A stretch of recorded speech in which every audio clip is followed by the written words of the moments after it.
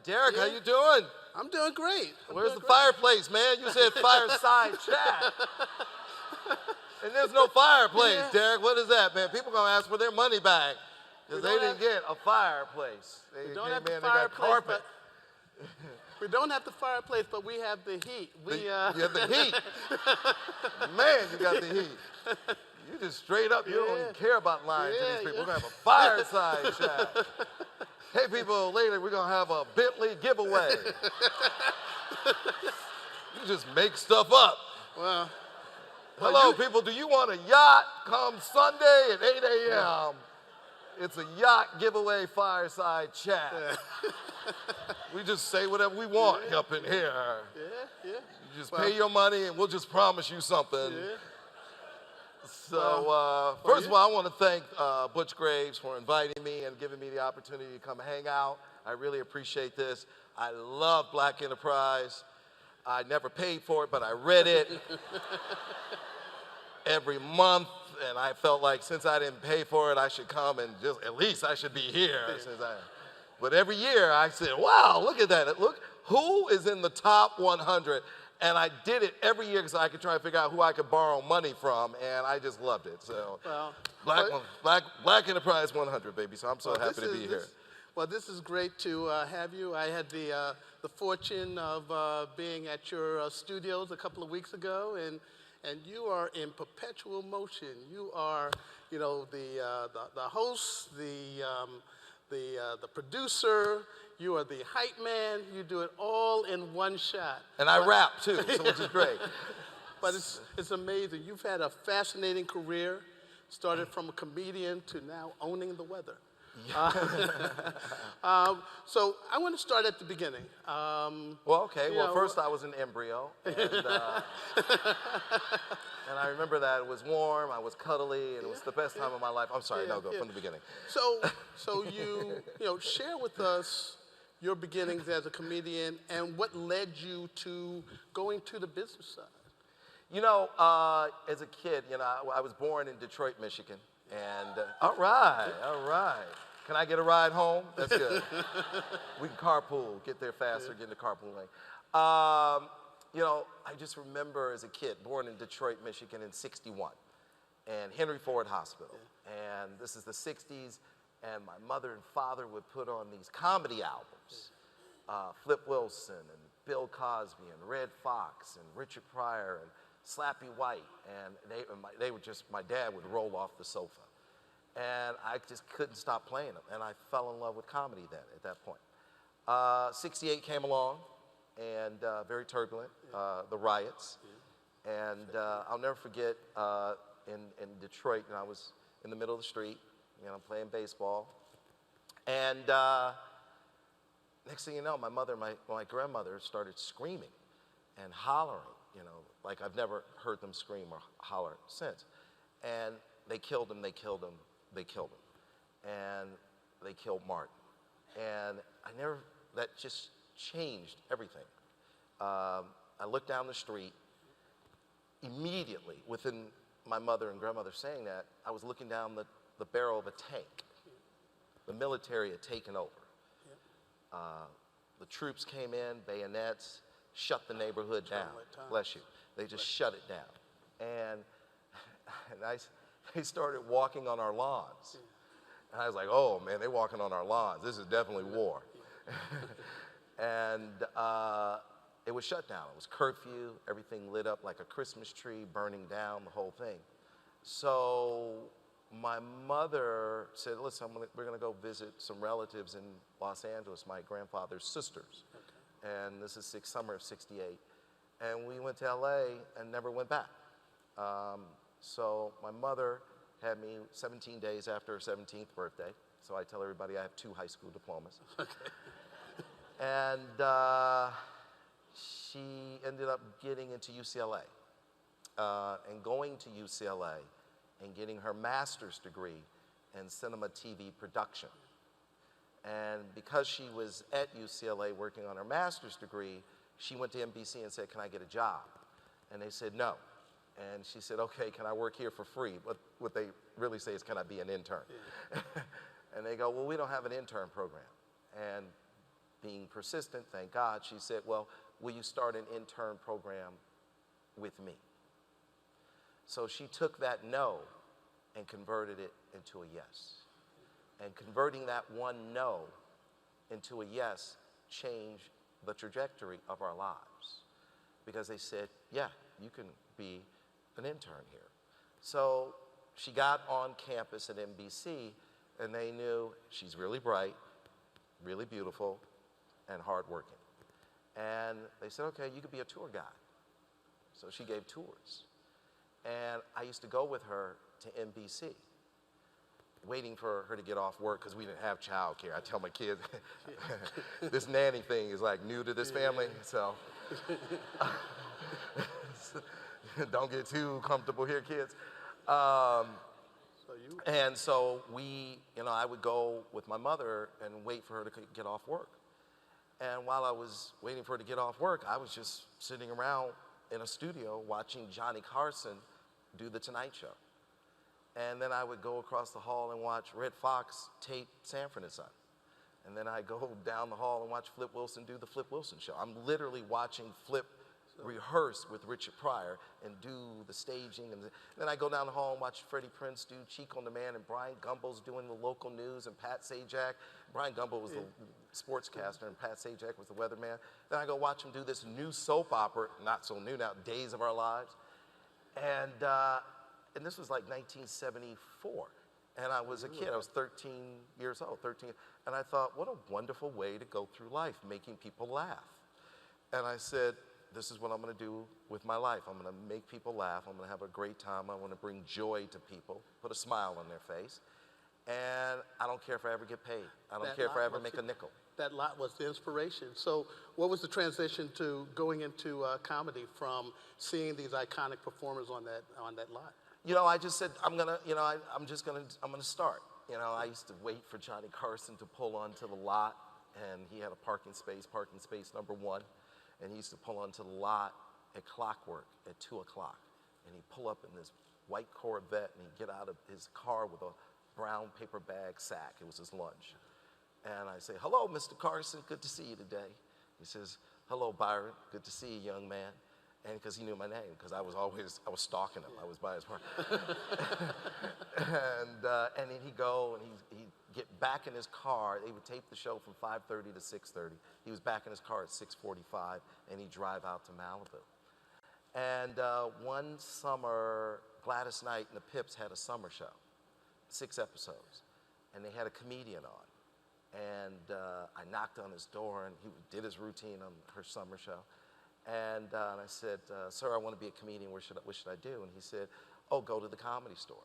And I went to the Comedy Store and did my little, I thought the Comedy Store was a place where you went to buy jokes. But so, and they were like, no, you don't buy jokes here. You perform here, you knucklehead. So, and I said, okay. And then I got there on Monday was tryout night. And so they said, people line up early, so you need to get here early. So I got there at 9 a.m. and the club opened up at 8. And I sat on the curb until 9 a.m., from 9 a.m. to 8 p. And Mitzi Shore, God bless her soul, she just passed away. She signed me in. She said, how old are you? I said, I'm 14. And she said, okay, you can't be in the club because I could lose my liquor license. You just go stand outside and somebody will come and get you when I'm ready to put you on stage. And I said, no problem, ma'am, I'll be right outside. So I would go I'd go there every Monday, every day, get there like at 9 a.m. and just sit there and see if I can get a spot. And I just did that for years. And finally, I just kept getting on. And finally, this guy came to me. He walked up to me, Wayne Klein. Wayne Klein walked up to me. He says, wow, that was funny. Who wrote those jokes? And I said, I did. He goes, you wrote them? I go, yeah. He goes, all right. He goes, that's funny. He goes, let me get your phone number. I know somebody might be interested in working with you. I said, okay, here's my phone number. It was my mom's number. So, and sure enough, the phone rings like a week later. I answer the phone, and this guy says, can I speak to Byron? I go, speaking. He goes, oh, okay. He says, my man, Wayne Klein, says you're funny. I go, that's what I'm working towards, man. That's what I'm working towards. He says, all right, this is Jimmy J.J. Walker. Dynamite. Dynamite. And it was 1974 or 75, and he's hotter than the pistol. I mean, Good Times was like #1 at this point. I'm like, J.J. Dynamite's on the phone. I'm 14 years old. He goes, well, listen up. He goes, why don't you come over and, write with me and my writing staff. We meet every Tuesday and Thursday night at my apartment, and we write some funny stuff. And I hear you can help write some funny stuff. And I said, yeah. I said, all right, let me ask my mother. And Your first agent. and then I heard him, and I knew the moment I said, it's like, that moment where you're like, I shouldn't have said that. Yeah. But then I can't get it back. I Yeah. can't get it back. But just like maybe he didn't hear it, but let's just kind of play it off. Yeah, Just play it off. So, but he heard it, and he said, he kind of put his hands, oh, he has to ask his mother. And then these guys started like, snickering. And they were like, oh, okay. And then one of them said, well, tell his mother not to worry, we'll have cookies and milk for him. And I thought, who's that knucklehead? I'm not even there, and he's heckling me already. So I asked my mother, and my mother says, okay, yeah, you can go. And my mother took me to Jimmy Walker's apartment, which now looking back on, I don't know what the hell she was thinking. But it was all great, thank God. So she took me to Jimmy's apartment, and I walked in, and there was his writing staff. And sitting there was David Letterman, who had just driven out from Indianapolis in a red pickup truck because he didn't think he was going to make it. And he wanted to be able to get in his car and drive back home. And Jay Leno, who was sleeping in his car. And and Marty Nadler, who went on to write and produce Laverne and Shirley and Happy Days. And Wayne Klein and Jeff Stein and Wayne Dugan, who went on to do Mr. Belvedere. So this is who's sitting in his living room, and we sat, and we're just writing jokes. And Dave and Jay was getting $200 a week, $200 a week. And Jimmy said, look, I'm not gonna put you on staff and give you $200 a week. And I went, did that man just say he was not gonna put me on staff? I'm like, that's like, I'm a gazillionaire at that point. If you give me $200 a week. He goes, well, I'll give you $25 a joke. And so I sold him my first joke. And he gave me a check for $25, and I didn't know what to do with it. Because I had never seen a check before. And I'm 14 years old. And I had a paper route. I was throwing the Herald Examiner, Los Angeles Herald Examiner, Derek, and I had to throw 2 papers to make a penny. I was getting half a penny a paper. I had to throw like 5,000 papers to make $25. So I got that check, and I ran straight to the phone and called the Herald Examiner and said, I'm out. I'm done. My arm was all messed up. I'm gone, man. We're over. It's over, man. You were out of the Come get newspaper. the Sunday paper was killing me. Yeah. Well, it was really killing my mother, because I was like, Mom, I can't do this. My mom got up at 3 in the morning with me, and we put the papers in the back of the car, and I'm throwing them out the back of the car. And I had that one little old lady who got mad every day because I didn't get it up on her porch. And she would call my supervisor, and he's like, you didn't get it on Mrs. Anderson's porch. I'm like, well, she's got a dog. She needs to put that dog on a leash. So he gave me $25 a joke, and I still have that check, framed, because what happens, I went to my mother, I go, what is this? She goes, it's a check. I go, no. I said, I thought I was getting $25. She goes, honey, that is $25. She goes, you got to cash it. And then they're going to give you the money. And I go, but I don't want to cash it. How is your validation? I want that. That says to me, I have a future in this business. And so she said, okay, let's go down the street. I open up my bank account at Bank of America on La Brea. I still have $25, I think, at that Same bank. $25. Same $25. Hopefully I was smart enough to get interest bearing. And then she said, now go to him and ask him for the check back. And I went to him and I said, I know I got the 25. My mom said, you're gonna get a copy of it, maybe I can get it back. I didn't know how it worked. And I'm not gonna cash it again, I did it once. I was trying, so be assured of that. And he gave it to me and I framed it. And years later, doing the Byron Allen show, or Comics Unleashed, I had him on the show and I said, look what hangs on my wall. this was the moment where I knew I could make it in the business, and thank you for giving me the opportunity. And so yeah, that was the moment I started doing stand-up and never stopped, never looked back. I remember first seeing you on a show called Real People, Real people. a reality show. You know, how did you get on that show, and how did, from that show, make the transition from going to the business side? You know, Real People. So I was performing in the clubs from the time I was 14, Comedy Store, improv. And one night, Jim McCauley, the talent coordinator for Johnny Carson, caught me. And he called me up and he said, you know, I'd like to put you on the Tonight Show with Johnny Carson. And I'm like, whoa. And this is every comedian's dream. This is 1978. And I turned it down. And I was 17, I turned it down. And he said, why? And I said, well, I'm still in high school. And I want to get into USC Film School. And I want to make sure I'm going to get out of high school, because that's not going to go over well with my mother if I don't get out of high school. And I want to get into USC Film School. And for me, it's a marathon, not a sprint.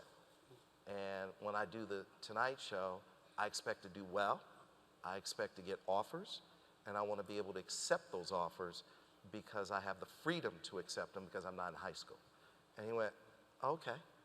And I ended up being the youngest comedian to do the Tonight Show with Johnny, because I ended up doing it 1 or 2 weeks before I graduated from high school, right? So I checked in, I said, am I gonna graduate? Did I take all the classes? I'm getting out of here? They're like, yeah, you're gonna graduate. I said, okay. I did the Tonight Show. It went well. But I grew up on that set. I mean, that set was like home for me. When Johnny would leave, I would sit in his chair. I would stand on his mark and I would read, because he had all his jokes on a cue card. So you were really... And I would just read all of his jokes. And I just lived in the TV studio and was very comfortable. It was that or go home and watch Gunsmoke and wait for my mother. So I was like, I'll just do this. And I ended up doing the Tonight Show with Johnny. It went really well. And I got quite a few offers. And I remember it was one of those mathematical moments. And they said, well, which one do you want to do? And I said, this one. And they said, this one, why this one? I said, well, mathematically, and I was speaking math at 18, and so much of business and life and just everything, math is involved for me. And I said, there are 3 broadcast networks. At that point, we didn't have Fox, ABC, NBC, CBS. There are only 3 of them. And I said, there's 66 hours of primetime TV. And I said, out of 66 hours, this will be the hour that's different from the other 65 hours of primetime television. And I think that it's different enough where it will stand out, be a top 20 show, stay on the air at least 4 years so I can get through USC. And that's why I want to do the show. And I ended up picking Real People, and it ended up being #1 immediately and changed the face of television and gave birth to reality television, which is why you have Kim Kardashian and Donald Trump today. It was Real People. So that was 79 to 84. Yeah, at 18. But there was an experience at Real People that led you to say that you wanted to go into media ownership. Share that story. Yeah, you know, it was a great moment for me. At the time, it was one of my worst moments, but it was a great moment for me. And looking back, I was 19 years old. And they only had me for 1 or 2 years. And so my first year, I was getting $2,500 an episode. And my co-hosts were getting $75,000, $10,000 an episode. Second year, I was getting $4,000 an episode. My co-host second year, they were getting $12,500, $15,000 an episode. So they only had me for a few episodes in the third year. And then we said, hey, can we get in year 3 what they were getting in year 1? And they just said, no, you're out. And you're lucky to be working. And it was very painful to have someone say that to my mother about me. And so I said, you know what? And I was out. I was done. They replaced me, put a cute little kid in my chair, and people were like, what the hell happened to you? I asked. You asked the same question? Yeah, okay, good. You were the one. And I remember thinking, I'll never be in that position again. I'll never be in the position where someone says, you're only worth this. And so that was the moment. that was the moment. That moment you And established that your was the own moment. value, your own worth. And I was like, no one will ever be able to say to my mother, hey, your son is lucky to be working, and whatever we throw him, he needs to accept it as that's the best he's gonna get. So it was really painful. And then I realized at that moment, it's not show business, it's business show. And I said, I'm not gonna be in show business anymore, I'm gonna be in business show. And so January of 1981, I went to, and it was really cold, I went to New York City, and I went to my first NATP, National Association of Television Programming Executives. And I went there because it was all the people who owned and operated television stations and all the major advertisers, where the business of television is done. And I've gone every year since 1981, every year. I've never missed a year, and this will be my 37th consecutive year this coming January. And so I went, and I said, okay, who's the best in the business? And they said, Al Massini. And I said, Al Massini. I said, okay. I said, where is he? He's like up on the 50th floor. And I went up there, it took forever to get up there. My mom was with me, it took half an hour to get up there. Yeah. And walked in the room, and he had his back to me because he was selling. He was selling a television show. And he had these general managers, these owners of these television stations hanging on his every word. And he said, look, this is the show, I'm gonna, you know, and he had a pilot where they had interviewed Burt Reynolds on the set of Smokey and the Bandit. Now in '81, he was the biggest movie star in the world, Burt Reynolds. And he said, I'm gonna tape the show at 12:30, I'm gonna do a little editing, and I'm gonna put it on the Bird at 2 o'clock. And they were like, what's the Bird? He said, it's a new technology called satellite. And then he goes, satellite? They didn't even know what it was. He goes, yeah, he goes, I'm gonna buy all of you a satellite dish, and I'm gonna feed you the same show, the same day, and each of you are gonna run the same show that night. And it's an entertainment magazine show. They go, what's the name of it? He said, Entertainment Tonight. And he go, when you gonna put it on? It was January. He said, September. He says, we're just doing entertainment magazine, 30 minutes a night. And he goes, this is the greatest show ever. And I watched him sell that show.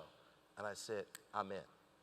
And I walked up, introduced myself, and I said, Mr. Massini, nice to meet you. My name is Byron. I understand you're the best in the business. I like to learn from you. Where are we gonna have dinner tonight? And he said, I'm having dinner with some clients. I said, save me a seat, please. And he said, oh, we're gonna go to an Italian restaurant, blah, blah, blah. So I watched him sell television shows. And I watched him sell Entertainment Tonight and Star Search and Lifestyles of Rich and Famous and Solid Gold and Runaway with the Rich and Famous. And I learned a lot from him and Dick Robertson, who ran Warner Brothers, and Michael and Roger King, who launched Oprah, Wheel of Fortune, Jeopardy. And I just stuck by their side. And Al Massini ended up becoming like a second father to me. I mean, he was really very close to me. And I was very close to him, literally like a second father. And these guys embraced me and helped me learn the business. They saw the fire in my belly, they saw my commitment, and that was it. I started from my dining room table. Started from my dining room table 25 years ago. And I started calling television stations. And I remember Al Massini, he said to me, he goes, I started my company from my dining room table when I was 33 years old. He goes, you're a baby. And he goes, you should start, and just start where you are. And then I said, you're right, and I hung up the phone. I'd gone out to visit a friend of mine, Dick Robertson. He ran Warner Brothers. And at Warner Brothers, he was doing about $1 billion a year, licensing television shows. And I was out at his beach house in Malibu and sitting on his deck, beautiful home. He's petting his lab, and drinking, mint juleps. This is what rich people do. And we're sitting out there, and Dick just casually said, I gave away that show, HBO Comedy Hour, to a friend of ours, a mutual friend of ours. I go, an HBO Comedy Hour was a once-a-week show where comedians were doing stand-up, and they cleaned up the language and put commercials in. And I go, why did you give away that show? He goes, my salespeople are about to go on the road this summer. And they're going to go out with the first cycle of Friends. We have 100 episodes of Friends. And he says, I want them to license that show to the TV stations, and I expect them to come back with over $650 million for the first 3.5 years of Friends. And he said, quote, I don't want them out there on the road dicking around with a once-a-week show that only brings in $10 million a year. So I got rid of it. And I just kind of casually got up, went home, and started selling a once-a-week show and started dicking around. So that was the. I'm like, I gotta go, Dick. Gotta go, baby. Gotta go. Thanks for the mint julep. I gotta go. I gotta go dick around, man. I got to dick around. Yeah. I'm out, baby. Yeah, but you didn't find that process was as easy as he made it out the door. No, it wasn't easy, but at least he gave me that pap. That was the thing, numbers. I mean, like I always say, people who work with me, I say, I don't know, you have to speak to me numerically. Yeah. I don't hear the words. You have to talk to, I always say, look, I don't know if we're having a conversation about $1 or $1 billion. You have to speak to me numerically. When he said 650 million, it's like, whoa, okay, and 10 million, I'm like, okay, that's a business. If he didn't say those numbers, I wouldn't have clicked, right? You gotta speak numerically. So I went home and I started selling the show. And it wasn't easy, right? You're right, Derek. It was very difficult. I started from my dining room table, and I went and interviewed 6 of my funny friends. So I went and interviewed Sinbad, and Robert Townsend, and Paul Rodriguez, and just interviewed my friend. And they were just on the set, walking down the street. And I made this once a week, 1-hour show. And I sat at my dining room table from sunup to sundown, and called all 1,300 commercial television stations in America, and market by market, from market New York #1 to market, 212, Butte, Montana, whatever it is. And I asked them to carry the show for free. 14 minutes of commercial time. I'll keep 7 minutes. You keep 7 minutes. I'll sell my 7 minutes to national advertisers. You sell your 7 minutes to local advertisers, local car dealers, local banks and supermarkets, whatever it is. And I literally got 40 no's from every television station in the country. And after a year of sitting at my dining room table and burning holes in my dining room chair, I was able to squeeze out about 150 yeses after about 40,000 no's. There was easily 40,000 no's. And that was a year of just no, no, no, no, no. And I didn't do anything except call, call, call. I started at 6 in the morning so I could start. I was in LA, still in LA. Started at 6 in the morning so I could start calling, call stations all the way up to 6 p.m. So it was just 12 hours a day. And there were days I didn't eat. It was just like, boom, just dial, dial, dial, dial, dial, call, call, call. And Tribune had said if I had gotten 85% of the country, they were going to sell my advertising, my 7 minutes a week. And they would give me an advance of $400,000 to go into production on my show. And I finally got to that 90%. I went beyond the 85%. And, I just jammed it in. Joe Ahern was my first big clearance. He was a general manager of the ABC affiliate in Chicago, WLS. And this is 92, 93. And he was just a powerhouse because he had given the world Oprah, because he had Oprah on at 9 in the morning and she was doing a 50 share. And they were like, whatever Joe's doing, we want to do it. And when Joe gave me Saturday night at 10:30, because Chicago's on Central Time, I was able to call every television station and say, I know you said no like 40 times, but Joe Ahern just picked me up, and you know Oprah's doing a 60 share, right? And they were like, Joe Ahern picked you up, and then I got all the television stations. And when Tribune said, no, we're not going to sell your time, I just thought, well, I'm not going to go back and tell all these TV stations I'm not going to deliver it, because about 2 weeks earlier, I had an incident with a television station, WHP in Harrisburg, the CBS affiliate. And when I got a sale, my mother would send a one sheet to like a little one-page contract, and the guy would sign it, and then she put it on the clearance list. And I checked the clearance list every day to see which markets were open and who did I have to go after and chase down. And I noticed Harrisburg wasn't showing up on the clearance list. And I called my mom and I said, Mom, how come you're not putting Harrisburg on the clearance list? And she goes, and she starts shuffling her papers. And I go, Mom, you have to be, she was on the phone at her place. I said, Mom, you have to be a lot more organized. Come on now, these deals are hard to come by. She goes, I didn't get it. I go, oh God, I gotta go call this guy. And so I called him up. I said, hey, Bob, it looks as though my executive assistant has misplaced our paperwork. And he said, no. He said, no, I changed my mind. I'm not doing that deal. I went, whoa, because TV stations don't back out. And I go, what do you mean not doing that deal? He goes, no. He said, yeah. He goes, I had 3 sales guys come in from Paramount Studios. And I gave them the time period. I go, you gave them my time period? He goes, yeah. I go, why? He goes, well, they told me that you were calling me from your dining room table in your underwear, and that the show will never get on the air. And if it did get on the air, it would be on maybe 2 or 3 weeks. That's what he said. So I said, is that right, Bob? Is that right? I said, okay. I said, how many people did they send in from Paramount Studios? He said 3. I said, were they well dressed? He goes, yeah. I go, yeah. I said, those Paramount guys are really well paid. They have nice suits. They have their initials on the hangers. It's great. They're great. I said, listen up. I said, they're right. They're right about a few things. I am calling you from my dining room table. I am in my underwear. But they are wrong about this, Bob. The show's going to be there. And because of what just happened here, I'm never going to cancel that show.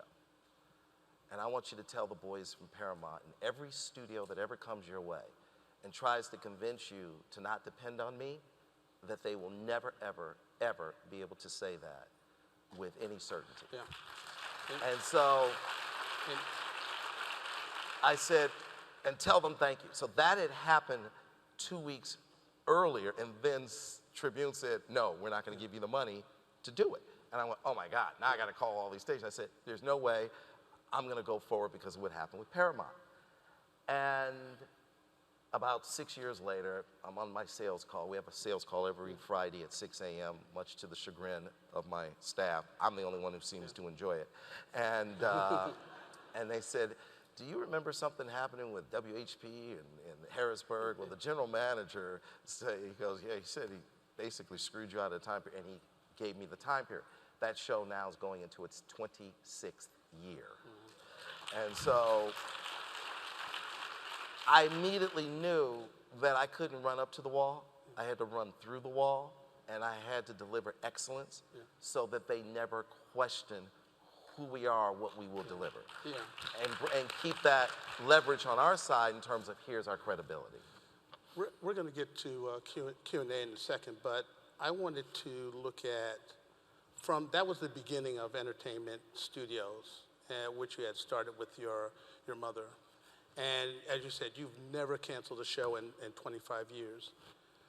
How did you get to the stage where you grew Entertainment Studios to more than 40 shows? You have 8 HD networks. And one of the comments that I've heard you said and that we've talked about is that you don't chase audience, you feed audience. Yeah. Explain that. You know, I think that, you know, for me, you know, you're always going to the next level. I think the greatest asset I've had in my journey, and it's still a journey, adversity. the adversity has been the best thing to happen to me. When, like HP saying, this is what Paramount said, and Tribune said, I'm not going to sell your time. I had to go and sell my time. I didn't know how to sell advertising time. And so I was trying to convince people to buy my advertising time. I didn't know ad agencies, I didn't know advertisers. So I didn't pay my mortgage. I went in and out of foreclosure probably 14 times over a 5-year period. So yeah, my credit was so bad, people didn't want to take my cash. So it was bad. So they were turning off my phone, because this is before we had mobile phones. I'm calling people from pay phones. I'm like, oh, don't pay any attention to that truck. And there were days I didn't eat, and I had to learn how to sell advertising. And finally, I'll never forget one time, I called AT&T to buy some advertising. And this woman called me up and said, hi, this is AT&T. I'm like, oh, I'm glad you called me back. I said, I can get you into my show if you give me your commercial in time, and we get you on there. And she goes, I don't know what you're talking about, but we're going to turn your phone off tomorrow. And if you don't give us a check for $1,000, it's going to cost $2,000 to turn it back on. I go, let me make sure I got this right. I don't have 1,000, but you go, now you're asking for 2,000? How does that work? So I had to learn to sell my time. And I went on the road, and I got to really know all of the chief marketing officers. And I went industry by industry. And first I sold to the movie studios, and then I went to soft drinks and fast foods and pharmaceutical and packaged goods, automotive, and industry by industry. And I looked up and I said, you know what? I have a relationship with every television station in the country, and now I have a relationship with a lot of advertisers. And then I started putting another show on, another. Next thing you know, I had 41 shows. And I just didn't stop, like a shark, like a great black shark. I just never stopped swimming and looking for the kill. And I just kept selling. And I just had this relationship. And I said, now this is not show business, it's business show. I'm direct to the stations, direct with the advertisers. And once you have those relationships, you could put as many shows as you want. I could have 100 shows on if I wanted to. I chose to stop at 41 to move on to launching networks and buying companies. So that was the evolution. It was that adversity that really was the best thing that ever happened. It's like going to the gym. If you don't bench press, you're gonna be the skinny guy. If you start bench pressing 500 every day, you're gonna be the big guy. So that adversity made me bench press. That was my bench pressing every day, and it really helped me a lot. At the time, I didn't appreciate it when my phone was turned off and I had to time my mortgage.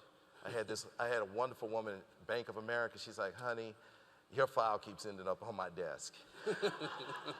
She's like, what's going on? I said, I'm trying to fund this TV show. She goes, yeah, I'm paying for tape, and I'm hiring camera people, and I'm paying for satellite time, and she goes, okay, here's how it works. She goes, I got you up to day 89. She goes, after day 89, it goes to another lady right next to me, and that's day 90. She goes, you don't want to talk to her. She's not nice.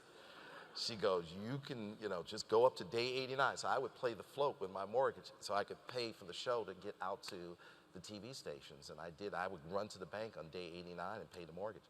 And it was that adversity. It just said, I know that whoever I go up against, they probably haven't gone through what I've gone through, and I have a constitution that's much different than a lot of my competitors. A lot of my competitors, no disrespect, they're temporary hired help. I am an owner who has had to go through it like nobody else has had to go through it, and that was the best blessing I ever got in my life. Yeah. So it's the process of outworking it. Can we please line up? I'm going to start taking questions, and as you ask questions, I'm going to also ask you questions as well. Sure. Let's have the first question, please. So, good morning, Byron. This is Deborah Gray Young. Hey, Deborah Gray Young. Hey, how are you doing? From Deborah Gray Young, from Eugene Morris, one of my first, well, she's not there anymore, Eugene Morris had a wonderful advertiser named Walmart, and she was one of my first media buyers who gave me Walmart so I could pay my phone bill and get my house out of foreclosure. Thank you, Deborah Gray Young. You're more than welcome. So congratulations on the Weather Channel. I want to just switch for a minute. Can you talk a little bit about the Weather Channel deal and if you can, what your vision is for the network now that you are the CEO of it? The Weather Channel was, you know, it was a historic opportunity. A buddy of mine came to me who satellites all of our networks. And we have 7 24-hour HD networks now. With the Weather Channel, we have 8. So I had read an article in the New York Times. Verizon wanted to spend $23 billion, bring fiber to the home, offer 150 HD channels.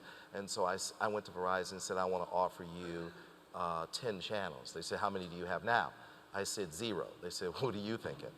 And I said, well, you know, I'm originally from Detroit, Michigan, and my dad worked at Ford Motor Company for 30-something years. My granddaddy worked at Great Lakes Steel 30-something years, and these guys never called in sick a day in their life, and they couldn't wait to get to work.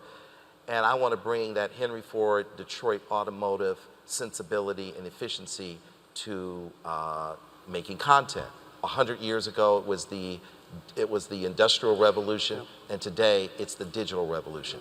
And what fueled the Industrial Revolution was oil and gas. Today it's being fueled by content. So I said I want to really be efficient like Rockefeller. Take it from the ground to the pipe, to the refineries, to the truck, to the gas station, to the gas tank, and make it efficient and affordable. And I really want to be a part of the digital revolution in a way through content. So when he came to me, and so Verizon said, okay, what's your thinking on that? I said, I'm going to, when I send a crew to Concours d'Elegance to shoot the car show, I don't want them to just shoot the car show for our TV network, Cars.tv, which we won an Emmy for. Shoot what's going on with the resorts there for our travel channel. Shoot the chefs there for Recipe.tv. Shoot what's going on with the pet community for Pets.tv. Shoot what's going on with the celebrities. So I said, I want you to shoot everything in the ecosystem so we're more efficient. And they said, you know what, that's brilliant. We're not going to give you 10 networks, we're going to give you 6. And we made history. One single day, we turned on 6 24-hour HD networks. Nobody ever knew it, we just quietly did it. Now, then we ended up turning on our 7th network, Justice Central. We ended up becoming the largest producer of court shows. And we took all these judges, Judge Ross, Judge Hatchett, Judge Maybelline, Judge Karen, Judge Christina Perez, and we said, okay, and you know, now we have 7 networks. But it was not easy to get the distribution. So my friend who runs Encompass, which satellites the networks, he said, you should buy the Weather Channel. I used to work at the Weather Channel. People don't realize how important it is. It's a cash cow, makes hundreds of millions of dollars, great cash flow, EBITDA, blah, blah, blah. And he said, you should buy it. And we took a look at it and we said, you know what, we should buy it. And we closed and I said, it will help. It was really transformative. It's the largest cable network not owned by a conglomerate. It's the first cable network that's general market, that's owned by an African American. And I always said, you know, that, you know, I don't want to play in the Negro leagues. I want to play in the global leagues. And I want, So I wanted to send the message really loud and clear. I'm not in and that's a fine box. I'm not in that box. I'm chasing trillions, not millions. And so I wanted them to know right off the bat, chasing trillions, not millions. Let's do this. And so it's a great network because it's the only network out there that protects and saves lives. The government depends on it, farmers, retail, everybody depends on this network. It's information that's essential to our livelihood. And I thought this is an iconic brand, it's an iconic platform. So I'm not going to do anything to really change it. We might have a few cute little shows, maybe make you laugh a little bit more, but it's an important asset. And we have it in our portfolio, now it's 8 of them, and it's a part of our strategy to buy other companies And through acquisitions, because we're very acquisitive right now, we will grow our company and we will grow our top line and we will grow our EBITDA. Because once you get to a certain scale and you're making XYZ dollars, you become very attractive to financial institutions. Money becomes cheaper. And so that just was transformative to us. And so that's why we bought it and put it in our portfolio, and you'll see us do more. And it was the same thing with our movie industry. When we put out our first movie, I put out a shark movie. And because I knew they expected me to do something African American. And I said, I'm gonna do that, but I'm not gonna do it as my first because I don't want you to peg me that. And we ended up putting out 47 Meters Down. I bought it off of Bob Weinstein. And the highest grossing in the independent. And it ended up being, Bob Weinstein, who was my neighbor, and we couldn't get the deal done. And I said, Bob, you know, because I'd studied all the movies. I'd studied the numbers of all the movies, and I noticed that a shark movie had never failed. And I said, you know what, I'm gonna make my first movie a shark movie. And I told my acquisition team, I said, find me a shark movie. They said, well, Bob Weinstein has one. I said, all right, go get it. They go, well, we're trying to buy it. I go, what'd you offer him? They go, $2 million. I go, what'd he do? He hung up on you.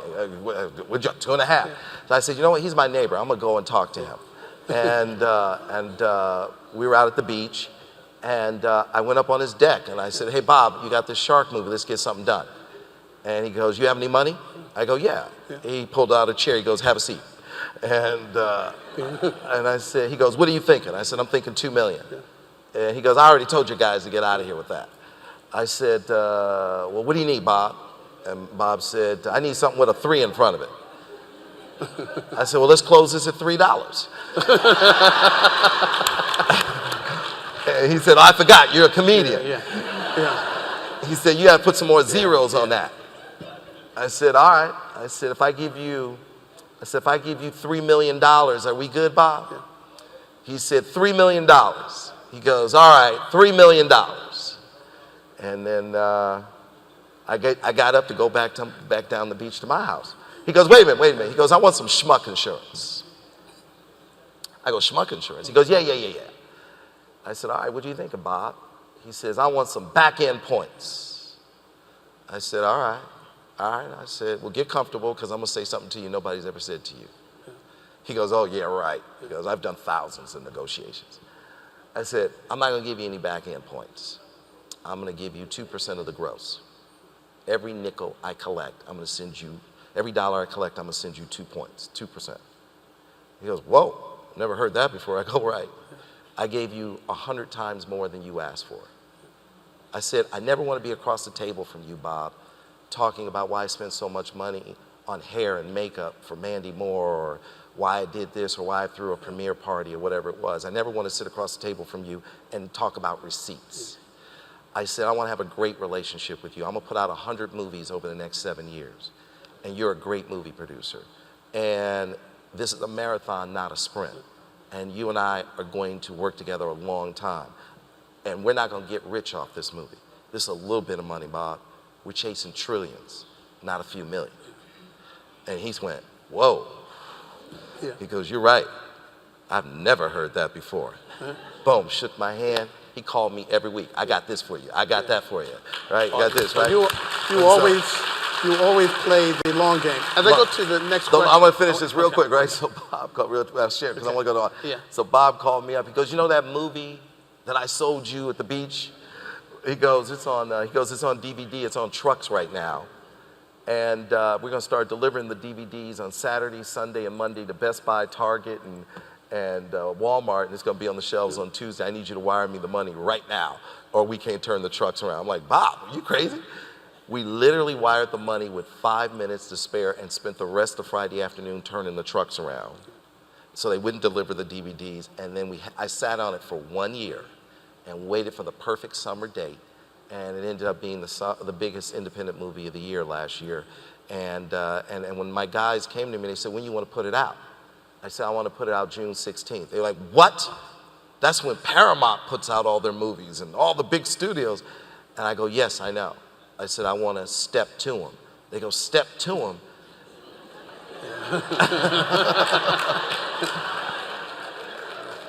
I said, what do you mean step to them? You know, this is Disney. Disney's got Cars 3.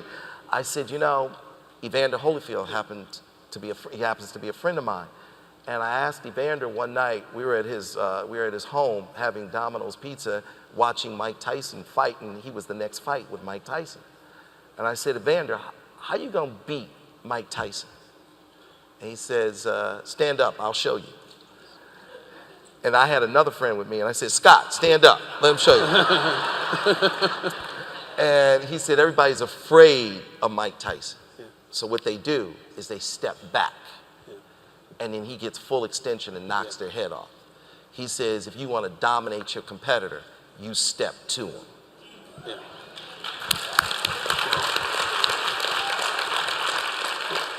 And he says, when I'm in his face, he's not going to be able to take my head off, and I'm going to frustrate him. Yeah. Well, clearly he frustrated him and lost his ear, but he frustrated him. And he said he won't have full power on me. And I said, I want the studios to know I'm here, and I'm going to come in and take money when they show up to take money from those summer releases. And that really caught everybody's surprise. They thought that we would do a $2-3 million opening weekend. We had $11 million opening weekend, held the theaters all the way through October, and picked up $44.3 million. They were like, hey, yeah. Who is this Negro? Yeah. That was good. Yeah, unfortunately, I've been given the cue to leave. Yeah. All right, let's go to our fireside chat right now. Yeah. But before we leave the stage, real quickly, Byron, I'd like for you to share with the audience and the entrepreneurs out here why now is the best time to start and grow a business. And you have any philosophy? Well, you know, it's absolutely the best time because the barrier to entry it's gone. And so many of us as African Americans, we have had serious issues in accessing capital that was not predatory. Because we live with that matrix, what I call the 4 Ds. Yeah. You know, first, you know, they dismiss us, and then you get a little angry about that, then they discredit you. And because you're frustrated, then they move on to that 3rd D, demonize you. And then, boom, that 4th and final D, destroy you. And I recognized that matrix, and I said, how can I work around that matrix? And I knew that we didn't have access to capital. If you don't have access to capital, then you can't buy real estate. And then when it's time to refinance 20 years later, 18 years later, to send your kid to school, then you're not able to break that chain. Small companies, that's the largest employer of people in America. We need that.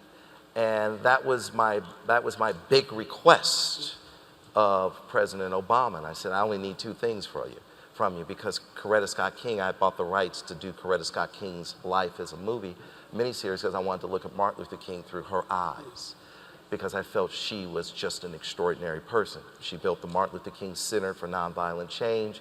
She made his birthday a national holiday, the only American to have his birthday as a national holiday. And I just said, she's an unbelievable queen. And she and I became friends. And she said, look, Byron, as African Americans, we had 4 major challenges. Number 1, end slavery. Number 2, end Jim Crow, which I think was more damaging than slavery. When we were slaves, we were property. We helped make people rich. When we were free, then we were competitors, and then it was like, okay, hang them. And then she said, number 3, achieve civil rights. And then she said, and number 4, and she paused and she kind of choked up.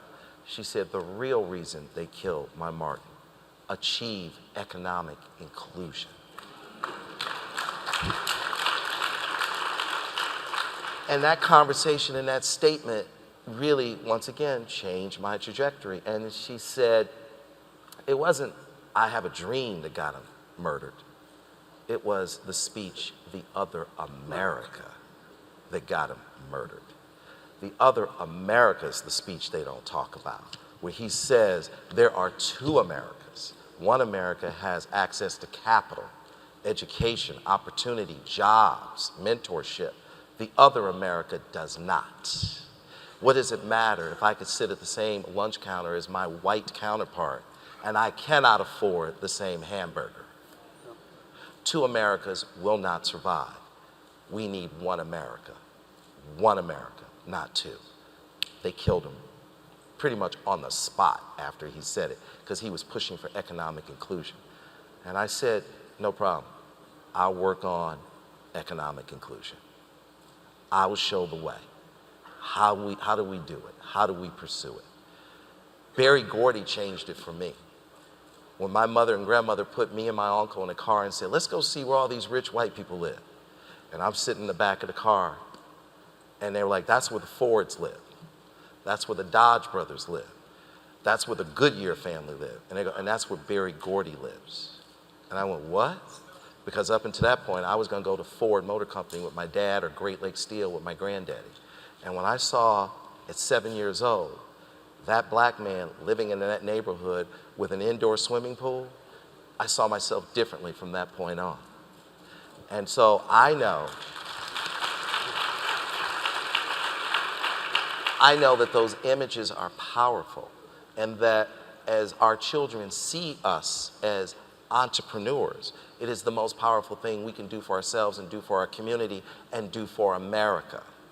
And so I knew it was important to do certain things, like file the lawsuit. And I'm not a litigious person.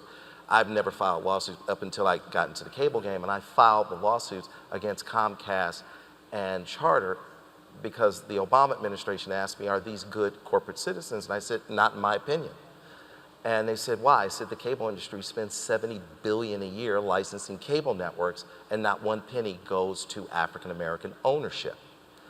And I had a guy ask me, a white guy, he said, well, why is ownership, we have African-American targeted networks, why is ownership important? And I said, I just have my kids, my daughters, and I said, you have daughters, right? He goes, yeah. I go, so you have daughters. I said, so how would you feel if I controlled all of the media? I controlled how your daughter grew up and saw herself. I controlled her self-esteem. I controlled how people saw her. Would you be cool with me having that control over your daughter's trajectory, her psyche? He goes, absolutely not. I go, well, why would you expect the same from me? Now that I have my daughters,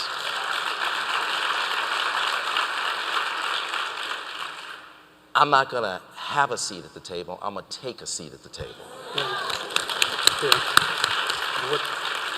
And I'm gonna have say on how they see themselves and how they grow up and how the world sees them, because I'm not gonna leave it to you to depict them. And I think the most powerful person in the world is not the President of the United States. I think the most powerful person in the world is the person who controls media, because that person controls what you hear, what you see, ultimately what you think and what you do. So this isn't just about money, this is about power. Okay. And so that became a game changer. And last but not least, what I said to Tom Rutledge at Charter, he said, well, you sued us because you wanted to take advantage of the merger. And I said, Tom, business is a contact sport. And, but that isn't the reason why I sued you. I sued you because when I looked at your board, you have 11 people on your board, and they're all white guys. You didn't even have the decency to have a woman on your board, which represents 60% of the global population. You didn't show respect to women, let alone African American, Hispanic, gay, Asian. 11 white guys get together every 90 days, look around the room and go, this feels right? I'm not the bad person here, Tom. I'm just making it better. As a matter of fact, Tom, you didn't even have a chief diversity officer. You didn't even spend $80,000 a year, put somebody in a closet and pretend like you cared about diversity.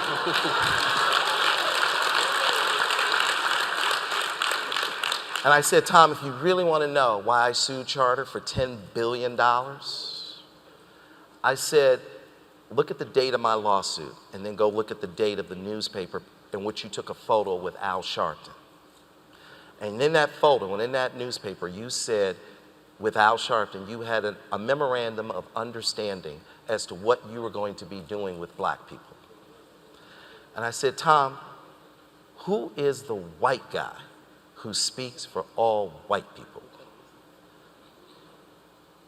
Right. And I said, Tom,